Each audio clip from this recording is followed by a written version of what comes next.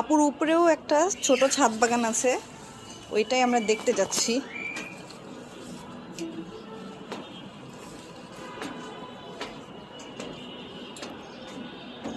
উপর থেকে ভিউ।